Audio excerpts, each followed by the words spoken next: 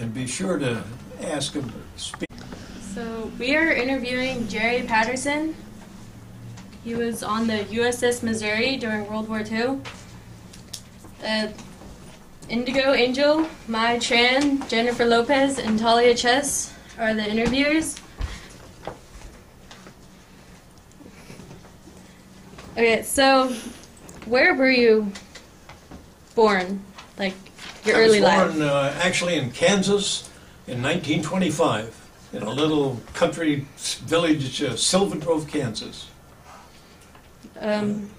What were your parents doing? Like, what was their job? Well, at that time he was a farmer, but he decided to come out to California when I was 1, and he was a butcher in a butcher shop. He drove a bread truck, and well, when I was in the service, he was driving a taxi cab in Long Beach, California. What were you doing before you entered the service? I graduated from high school right in the middle of June, and July 1st, I went to the Marine Corps. I'd actually signed up in March, awaiting after graduation. So about 10 days after I graduated from high school at 17, I was in the Marine Corps. So why did you enlist? Good question. Well, at the time, I thought it was the way to to promote peace, work for peace, and I was convinced that we had been attacked without any reason or any cause by the Japanese, and I knew what was going on in Europe with against the war there, and I decided I'm going to join the Marines and work for peace. Did you have any training before you went? Not really, no. I had been a Boy Scout. I was an Eagle Scout. In that we learned to march, but not really any training for military service. How did your life change after you joined? Well, first of all, it was the first time I was permanently away from home and cut off from family, from school, and so now I was under the discipline of saying yes sir and no sir to everybody that commanded me to do something. And if I didn't like something, I just kept quiet, because if I didn't, I was in trouble. So was it hard for you to adjust to this lifestyle? Well, yes and no. Actually, I thoroughly enjoyed boot camp. I thought it was a great experience, and after 8 weeks, I was anticipating some advanced training. But after coming back to Pendleton, California, for advanced training, we were there 2 days, and they announced that they were short of Marines and we would be shipping out in the morning. And the next morning we took off.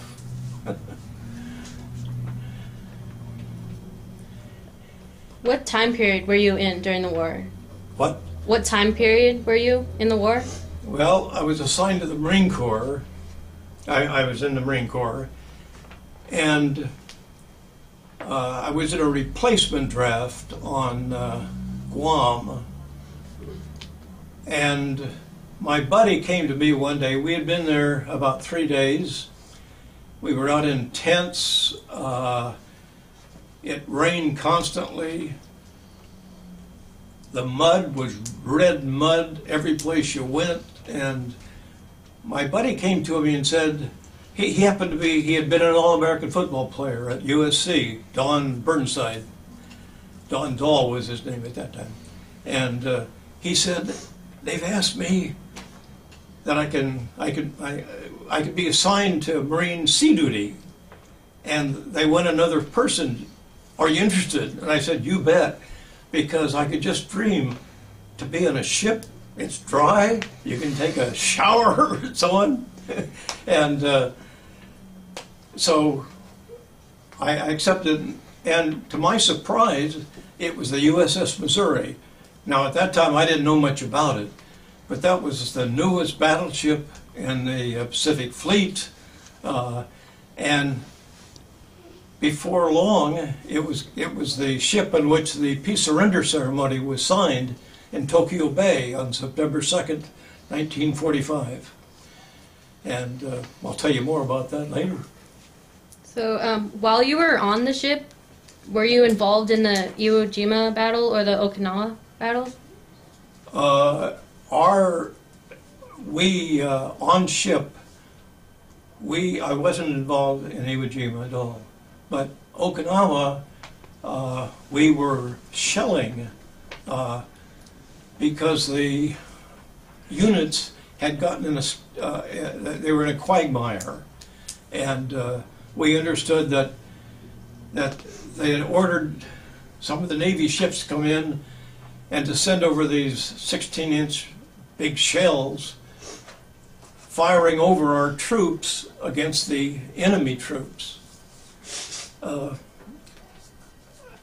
I later learned, when we left there, later, we went back to Guam, and I found that the buddies that I had left had been assigned, were in on the invasion at Okinawa, and Big Red, one of my buddies in boot camp, had been killed by friendly fire from some of the ships that were sailing. And when they learned that, and the word was, and it was probably the Missouri, because that was the ship that was really well known out there. And when all my buddies found out that I was on the Missouri that killed Big Red, I thought they were going to beat me up at first. They weren't, but yeah, that was the only action I saw on Okinawa. We fired on planes. One airplane came in and crashed into this 5-inch turret that was about 20 feet from where my gun was. So how did you feel about knowing that you killed one of your friends? Or did it change anything, like your perspective on war?